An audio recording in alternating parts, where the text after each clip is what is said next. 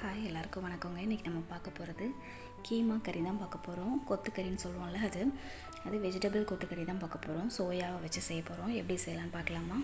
First soya சங்க்ஸை வந்து நம்ம என்ன பண்ணுறோம், ஹாட் வாட்டரை ஊற்றி நல்லா ஒரு 10 மினிட்ஸ் பாயில் பண்ண போகிறோம். இதில் நிறைய ரிச் ப்ரோட்டீன் இருக்குது.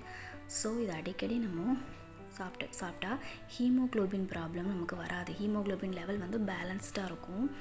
நம்ம வந்து ஹாட் வாட்டரில் நல்லா ஒரு 10 மினிட்ஸ் பாயில் பண்ணிவிட்டு அதை ஃபில்ட்ரு பண்ணி வச்சுக்கோங்க. இதுக்கு நான் பல்லாரியும் தக்காளியும் எடுத்திருக்கேன். ஒரு பல்லாரினா 2 தக்காளி சேர்த்துக்கோங்க. இதில் இருக்கிற தண்ணியெல்லாம் கையை வச்சு நல்லா பிழிஞ்சிருங்க. பிழிஞ்சிட்டு மிக்சியில் நம்ம கொத்துக்கறி ஃபார்மில், இப்போ மட்டன் கொத்துக்கறி வாங்கினா எப்படி இருக்குமோ அதே மாதிரி இந்த சோயாவை நம்ம கொத்தாக்கிக்கிறோம். இப்படி ஆகிருங்க. கொஞ்சமாக ஊற போட்டாலே நிறையா வந்துடும். ஸோ லைட்டாக ஊற போடுங்க. ஏன்னா நிறைய இருந்தால் சப்புன்னு இருக்க மாதிரி இருக்கும். இப்போது இதில் நல்லெண்ணெய் ஊற்றிட்டு நான் பெருஞ்சீரகம் போட்டிருக்கேன், கடுகு போட்டிருக்கேன். நல்லா புரிஞ்சு வரட்டும். இப்போ பல்லாரி சேர்த்துக்கலாம். ஒரு 2 பச்சை மிளகாய் சேர்த்துருக்கேங்க. நீங்கள் வந்து மட்டன் கொத்துக்கறி மாதிரியே எனக்கு அப்படியே வேணும்னு நினைக்கிறவங்க வந்து சின்ன வெங்காயம் சேர்த்துக்கோங்க, இன்னும் நல்லாயிருக்கும். ஒரு வத்தல் சேர்த்துருக்கேன். இது நல்லா ஃப்ரை ஆகட்டும். இப்போது தக்காளி ஆட் பண்ணிக்கலாம். அதுக்கு முன்னாடி 2 டேபிள் ஸ்பூன் இஞ்சி நல்லா தாராளமாக ஆட் பண்ணுங்கள். அப்போ தான் இது நல்லா காரசாரமாக கொஞ்சம் நல்லாயிருக்கும் சாப்பிடும்போது. மட்டன் கொத்துக்கறி ஸ்டைலில் தான் நம்ம இன்றைக்கி பண்ணுறோம். பட் ஆனால் நான் வந்து இன்றைக்கி காரம் கம்மியாக தான் சேர்த்துக்கிறேன். தக்காளி போட்டாச்சு. இப்போ அதையும் ஃப்ரை பண்ணிக்கலாம். காரம் அதிகமாக வேணுங்கிறவங்க வந்து மட்டன் மசாலா கொஞ்சம் அதிகமாக சேர்த்துக்கோங்க. தேவையான அளவு உப்பு போட்டுக்கலாம். மஞ்சள் பொடி. இப்போ நான் வந்து 1 tablespoon mutton masala add பண்ணியிருக்கேன். 2 டேபிள் ஸ்பூன் வத்தப்பொடி ஆட் பண்ணியிருக்கேன். மட்டன் மசாலா அந்த ஃப்ளேவர் பிடிக்குங்கிறவங்க வீட்டில் வச்சுருக்க மட்டன் மசாலா அல்லது கரம் மசாலா யூஸ் பண்ணிக்கோங்க, எதுனாலும் ஓகே தான். பெப்பர் பொடி வந்து நான் 2 டேபிள் ஸ்பூன் சேர்த்துருக்கேங்க.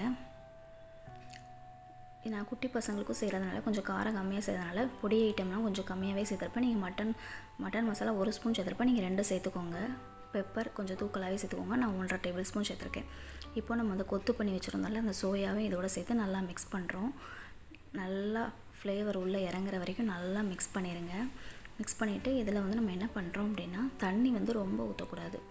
ஒரு 1/2 கிளாஸ் தண்ணி மட்டும் ஊற்றிக்கோங்க. ரொம்ப ஊற்றுனீங்கன்னா அந்த மசாலாவில் இருக்கிற தண்ணியெல்லாம் ஒரு மாதிரி சப்புன்னு ஃப்ளேவரே இல்லாத மாதிரி இருக்கும். ஸோ புதுனாப்பில் கொஞ்சமாக தண்ணி ஊற்றிட்டு நல்லா லோ ஃப்ளேமில் வச்சு குக் பண்ணணும். அப்போ தான் அந்த பச்சை வாடெல்லாம் இருக்காது. சாப்பிடும்போது ஒரு நல்ல ஃப்ளேவராக இருக்கும். அந்த மட்டன் கூட ஃப்ளேவர் வந்து அப்படி தெரியும். நம்ம ஹை ஃப்ளேமில் வச்சிட்டோம் அப்படின்னா அது அந்தளவுக்கு டேஸ்ட்டே இருக்காது. லோ ஃப்ளேமில் ஒரு 10 மினிட்ஸ் அப்படியே மூடி போட்டு வச்சுருங்க. அப்புறமா திறந்து பாருங்கள், லைட்டாக அப்படியே கட்டி ஆகிற பதத்துக்கு வரும். நாளைக்கு வந்து இந்த கொத்து வந்து கொஞ்சம் அதிகமாக சேர்த்துட்டேன். நீங்கள் வந்து இப்போ 4 பேருக்கு செய்கிறீங்க அப்படின்னா ஒரு 20 சோயா, பெரிய சோயா இருக்குல்ல, அது போதும். அது வந்து நம்ம நல்லா குட்டியாக ஆக்கும்போது நிறைய வந்துடும். ஸோ மசாலா நிறையா சேர்த்துட்டு சோயாவை கம்மியாக சேர்த்துக்கோங்க. டேஸ்ட்டு நல்லா தூக்கலாக இருக்கும். இப்போ மல்லி இலை ஆட் பண்ணிக்கிறேன். அவ்வளோதாங்க. இந்த வீடியோ உங்களுக்கு பிடிச்சிருந்தா மறக்காமல் சப்ஸ்கிரைப் பண்ணுங்கள், லைக் பண்ணுங்கள்.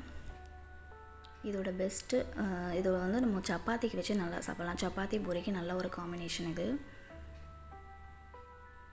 ஓகேங்க, இன்னொரு வீடியோவில் மீட் பண்ணலாம். until then bye from Lux. bye. Thank you for watching. கண்டிப்பாக உங்கள் வீட்டில் ஃப்ரீயாக இருக்கிற டைம் இந்த மாதிரி செஞ்சு சாப்பிடுங்க.